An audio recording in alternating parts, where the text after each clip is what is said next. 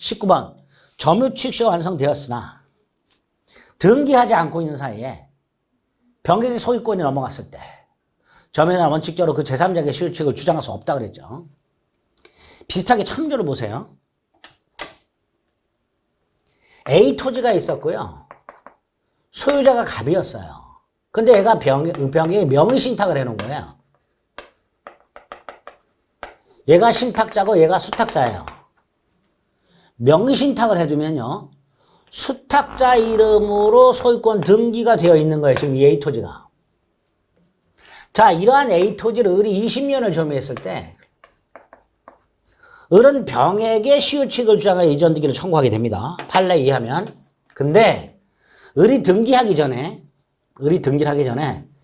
이 명의신탁 약정이 해지가 돼서 이게 해지가 돼서 소유권 등기가 갑에로 되돌아가면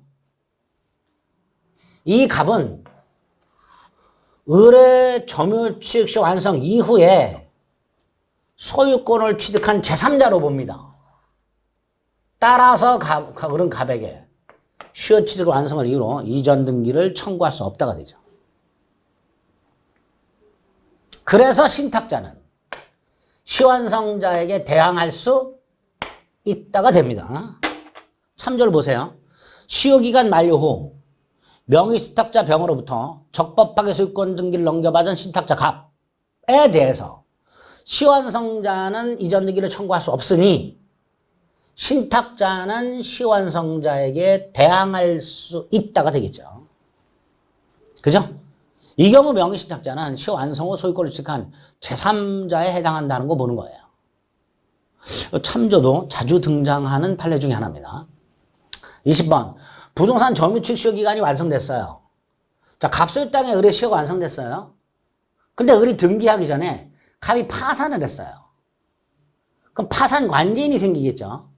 이 파산관제인은 파산자의 포괄 승계인입니다. 따라서 제3자가 아니에요.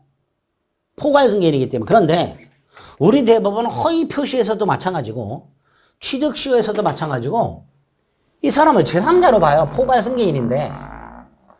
따라서 시완성자 을은 파산관제인 병을 상대로 제3자니까 시효 완성 후 제3자니까 그 제3자를 상대로 소유권 이전 등기 절차 이행을 청구할 수가 없다라고 하게 됩니다. 20번도 X가 되겠죠. 자, 파산관계는 포괄 승계인이지만 제3자다. 이렇게 머릿속에 기억해 두시면 되겠습니다. 21번 시완성상지 소유권 보존 등기 또는 이전 등기가 무효다라고 되어 있습니다. 이건 머릿속으로 이런 거 생각하면 돼요. A 토지가 있는데요. 소유자가 갑으로 등기가 되어 있어요. 이걸 을이 20년을 점유했어요. 그럼 20년이 되는 날 소유권 등기 명의를 상대로 이전 등기를 청구하면 되잖아요. 그런데 이 등기가 무효 등기예요. 자, 이 등기가 무효라는 건 소유자가 따로 있다라는 거죠. 그죠? 따라서 을은요, 이 무효 등기 명의를 상대로 이전 등기를 청구할 수가 없고요. 진정한 소유자를 상대로 이전 등기를 청구해라. 이게 판례입니다. 따라서 21번 시완성 당시 소유권 등기가 무효라면 그 무효 등기 명의를 상대로 시완성을 원인으로 한 이전 등기를 청구할 수가 없습니다. 참조, 갑소유 땅을 을이 20년간 점유했어요. 근데 등기하기 전에 또 나왔어요. 갑소유 땅을 을이 20년을 점유했어요. 근데 을이 등기하기 전에 병에게 팔아넘긴 거죠. 자, 그러면 원칙적으로 병에게는 취득시효 주장 못하잖아요. 그런데 이 병등기가 무효예요.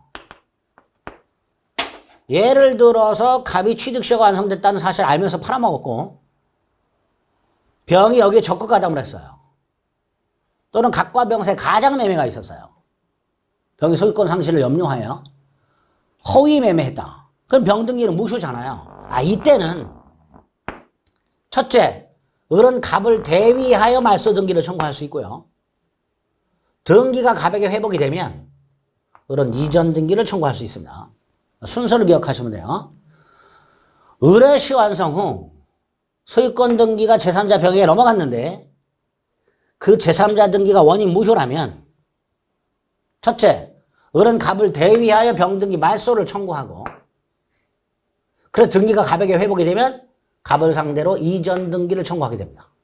이렇게 말할 수 있죠. 을은 갑을 대위하여 병에게 말소 등기를 청구하고 순차적으로 갑에게 이전 등기를 청구할 수 있다. 이렇게 되겠죠. 그게 요 참조에 있는 내용이죠. 크게 어렵지 않죠. 판례를 이렇게 상황만 이해하면 충분히 그림을 통해서 얼마든지 파악할 수 있습니다.